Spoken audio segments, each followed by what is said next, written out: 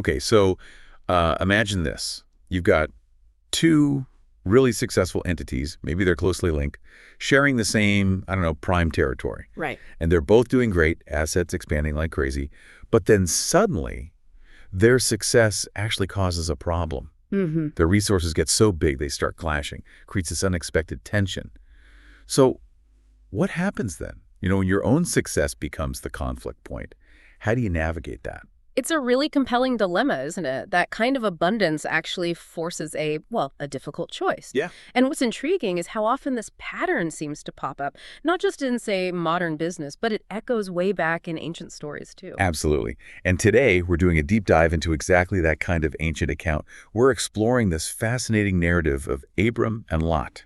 Two figures, immensely wealthy. Right. And our source material comes from excerpts titled Abram and Lot, The Land and God's Promise. Okay, so our mission for this deep dive is really to unpack this specific historical account.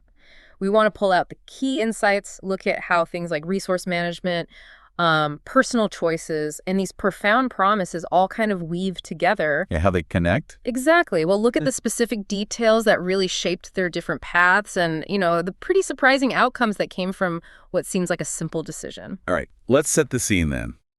The story picks up when Abram is coming back from Egypt. Okay. And our source says he was very rich in cattle, in silver, and in gold. And we're not just talking comfortable here. This sounds like, vast wealth. Significant. It wasn't just Abram either, right? The text specifically points out, and Lot also, which went with Abram, had flocks and herds and tents. So you have these two independent, very prosperous individuals. Each one's got huge herds, big entourages, trying to live side by side in, the same limited area. And that's exactly where the problem starts, the friction. The land just couldn't handle both of them together. The source notes, the land was not able to bear them, that they might dwell together, for their substance was great.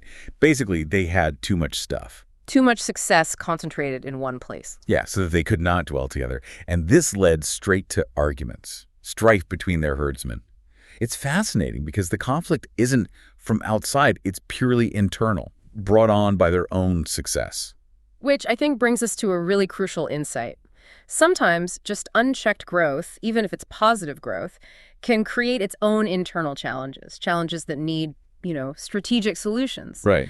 The problem wasn't a general lack of resources in the world, but too much abundance packed into their immediate shared space. So Abram, he steps up, takes a clear leadership role here, addresses the problem head on. Okay. He says to Lot, "Let there be no strife, I pray thee, between me and thee. For we be brethren." A plea for family unity. That's significant. And then he makes this incredibly generous offer to Lot. He says, "Is not the whole land before thee? Separate thyself from me. If thou wilt take the left hand, then I will go to the right. Or if thou depart to the right hand, then I will go to the left." Wow. That's a pivotal moment, really. Abram, he's the senior figure here. He could have just asserted his dominance, right? Totally. But instead, he offers Lot the first choice. It's this act of deference, putting harmony and peace above his own potential advantage. He lets Lot pick what he thinks is best. Yeah. That kind of selfless leadership, that's a powerful takeaway right there. And Lot's response, it tells you a lot. He lifted up his eyes and beheld all the plain of Jordan, that it was well-watered everywhere. This is before the destruction of Sodom and Gomorrah, mind you. Okay, so it looked amazing at the time. Exactly. It was even as the garden of the Lord, like the land of Egypt. He sees this incredibly lush, green, well-watered area. It sounds like, an agricultural paradise, honestly. It really does. The description uses these terms that just scream fertility and prosperity, comparing it to the garden of the Lord and fertile Egypt. Yeah. So Lot's decision seems clearly based on that immediate, visible abundance, what looks like the absolute best land for his flocks right here, right now. Makes sense from that perspective. He then journeys east, and the text says they separated themselves the one from the other. So Lot chooses all the plain of Jordan, sets up camp, eventually pitching his tent towards Sodom. Now here's where the source adds a pretty significant detail about Sodom itself. Oh. Yeah, it says, "But the men of Sodom were wicked and sinners before the Lord exceedingly."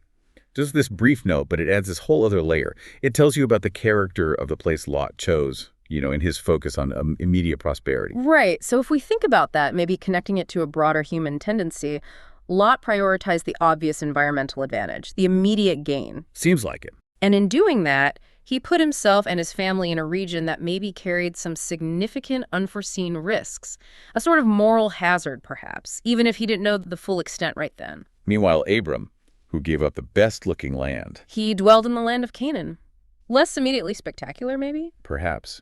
But what happens next to Abram, right after Lot leaves, is truly remarkable. Okay, what's that? The source tells us, "The Lord said unto Abram, after that Lot was separated from him, Lift up now thine eyes, and look from the place where thou art northward and southward, and eastward and westward." The timing there is crucial, isn't it? Exactly. It comes after the separation, after Abram's generous act, letting Lot choose first. And the promise itself. Huge. "For all the land which thou seest, to thee will I give it, and to thy seed forever." Wow. So the scope is just boundless. All the land you can see. Plus, this promise of descendants as the dust of the earth, innumerable. Yeah. It really suggests a direct link, doesn't it, between that selfless action and this much larger divine reward that followed. It's more than just being given the land, too. It's like an invitation for Abram to actively engage with it. How so? Well, the Lord tells him, "Arise, walk through the land in the length of it and in the breadth of it, for I will give it unto thee." Okay, like claim it, experience it. Precisely. And Abram does exactly that. He moves his tent, settles in the plain of Mamre near Hebron, and builds an altar there. He's actively possessing the promise. This just perfectly highlights the contrast, doesn't it, between their choices and what resulted. Absolutely. Lot went for what looked best immediately, guided purely by the visible material prosperity. Right, the well-watered plains. While Abram, through this act of deference, this trust perhaps, he receives this incredibly long-term, expansive divine promise, not just land, but an enduring lineage too.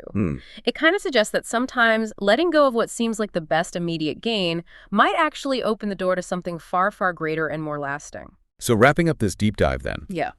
we've looked at how this conflict, which actually started from immense prosperity, led to this big separation between Abram and Lot. Right. We saw Lot choosing the lush plain of Jordan, heading toward Sodom.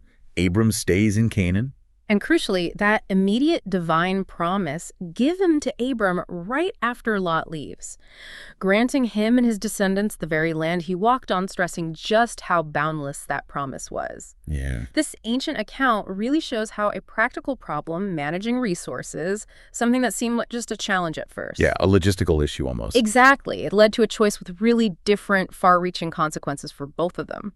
So maybe the final thought for you, the listener, what might this ancient story suggest about how we evaluate opportunities in our own lives? Do we tend to base our decisions mostly on that immediate visible prosperity, what looks good right now? Or are we open to maybe a larger, less tangible, long-term vision, trusting something beyond the immediate? It makes you wonder, doesn't it?